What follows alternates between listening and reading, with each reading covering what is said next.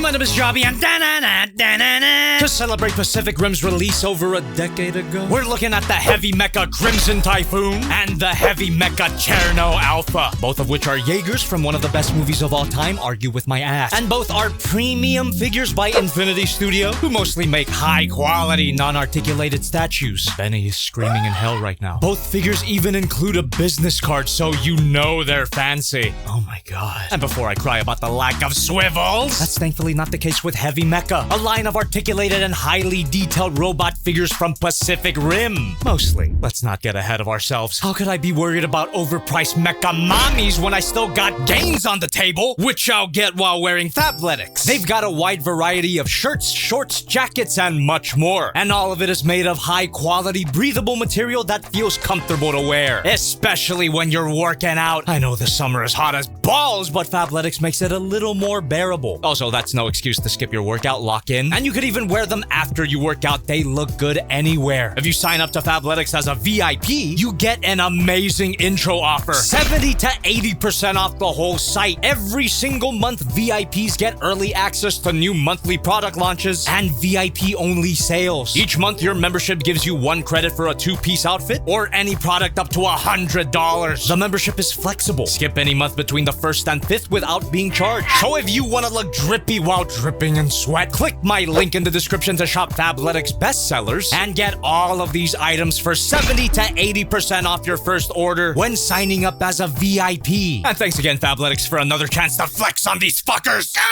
We're gonna start this Pacific Rim double review with the Heavy Mecha Crimson Typhoon. At first glance, the picture on the box almost looks like a scene from the movie, but little did I know that's just how the figure looks. Which is to say, after attaching the third arm, the painting and the sculpting on this figure is amazing. It's incredibly movie accurate, at least from what I remember. 3 arms, 3 saw blades, 3 minutes of screen time. Crimson Typhoon was never my hyperfixation, but it is Goose's, according to the stream we did together 7 pounds ago. Subscribe to Jobby too. Please draw with me again. There's just so much to look at here. The weathering, the dry brushing, the decals. It's as hyper detailed as the CGI model. The various clear parts are just the cherry on top, especially at the head, which looks a little dead. We'll get to that later. Unfortunately, I lost this lens cap at some point during my move. That's how long ago I played with this thing on my Just Playing stream on Jobby 2. Again, subscribe. So shout out to Gundamit.com for sending me a replacement part, even after this figure was long sold out. And shout out to you guys for using code Jobby to give me store credit. Anyway, holy 2-piece leg and thigh combo. In fact, you get a whole meal's worth of accessories. It's been a while since I've had fried chicken, can't you tell? You get a set of interchangeable saw blades, which are made out of die-cast metal. Ah, shit! They couldn't find a way to actually transform the hand. 0 out of 10. But if these weren't separate parts, maybe they wouldn't spin so dang nicely. Certified fidget spinners. Wish I could turn back time. They take such a long time to stop spinning that it almost looks motorized, but one of them does stop a little sooner than the other. Might have to oil it up. As for the beefed up gooning arm, it can actually transform. 10 out of 10.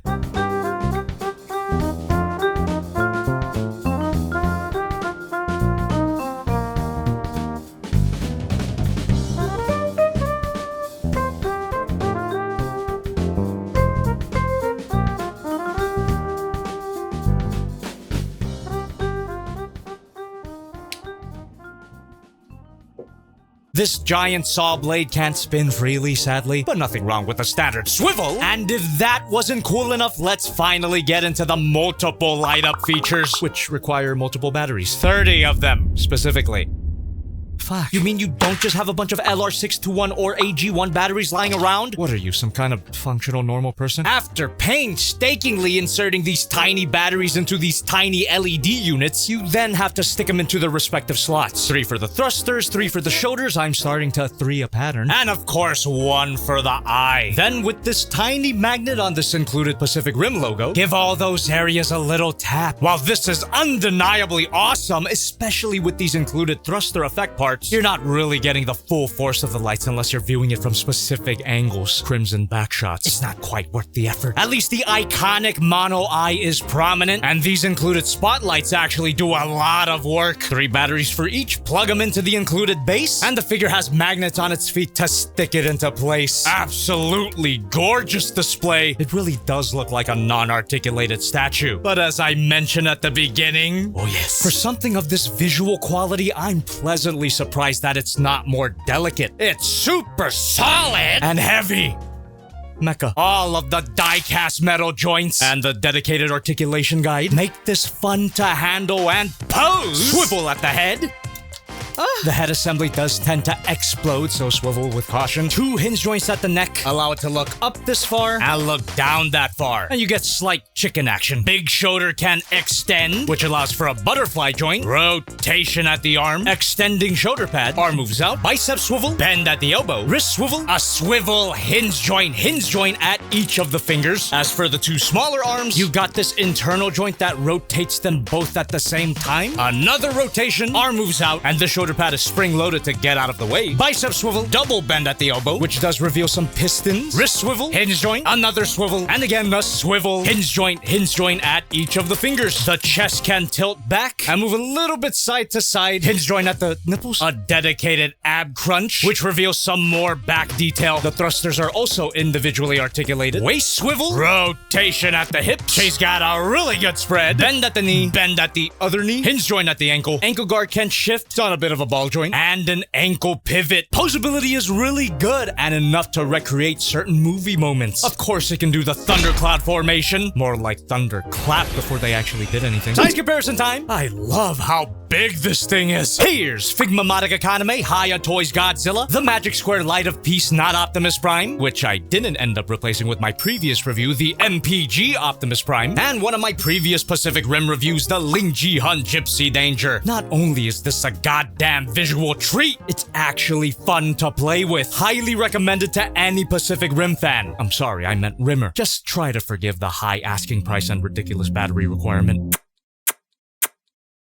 And now we're gonna take a look at the Heavy Mecha Cherno Alpha. Similar box situation, the picture looks like a promotional render for the movie. But again, it's just that the painting and the sculpting on this figure is that amazing. Perfect recreation of the Jaeger that held the Siberian wall perimeter for 6 years, which is about how long it took me to talk about Pacific Rim again. We're so back. Just like Crimson Typhoon, Cherno's not my favorite design, but it's gotta be my second favorite, only surpassed by good old Gipsy. I wonder if there's a Heavy Mecha figure of her. The weathering on Cherno is even better than on China. The panel lining, the mechanical detail, just look at these little fans inside these tubes. Super realistic. Every individual rivet is accounted for, and all of those tiny details just sell this as a gigantic war machine. Not to mention another great use of clear parts at the cockpit. Fun fact, this is Cherno's actual head. The iconic nuclear reactor thing is meant to be a false head to distract kaiju from attacking the main cockpit, which worked for about 3 minutes. Another fun fact, the mono eye on the reactor tower, along with the overall shape and color palette, were actually inspired by the Zaku. Boy, no Zaku. Wake up. And as expected and wanted, the cockpit lights up. To install the batteries not included, we first gotta skin it alive and insert the reasonable amount of 3 LR44 batteries. Once again, bring in the included Pacific Rim logo, and it didn't work at first, as I found out during my Just Playing stream for this figure, which also happened about 57 pounds ago. Not only that, it started to get hot. We were so close to having a nuclear meltdown live on stream. Subscribe to Jobby too. After removing the batteries and having a good cry, I contacted Gundamit.com for a replacement part, which they immediately sent over within 2 months. Nice. But definitely worth the wait because, oh my god! Insanely beautiful. And it's not just the cockpit and tower that light up. As you can see when you open up these missile pods, that's what I'm calling them, sure. To think that such a bright and impressive light-up feature didn't need 30 goddamn batteries. For even more display options, you get an alternate pair of fists, which are identical at first glance. But once you realize, hell yeah. If the punching gimmick's not your thing, lighten up. The default hands aren't spring-loaded, but are still extendable. It just goes to show for both of these figures that despite looking like premium statues, playability is still a priority. It's so nice just how hefty and solid this thing is. Again, a ton of die-cast metal at the joints that you could both see and feel.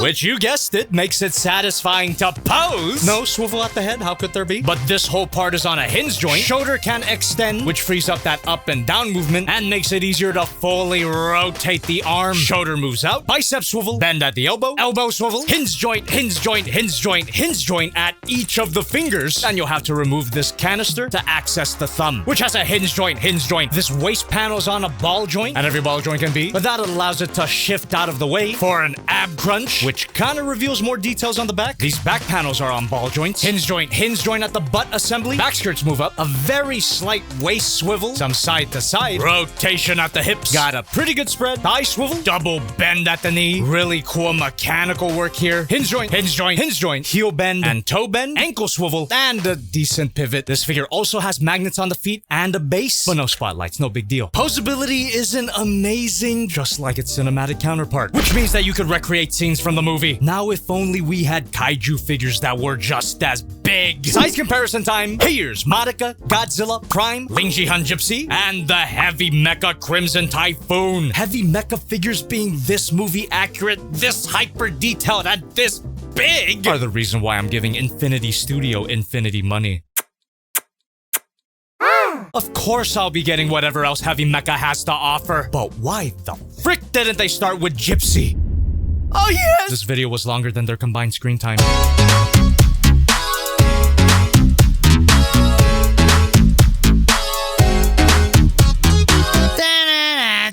Wait a minute, this isn't Heavy Mecha.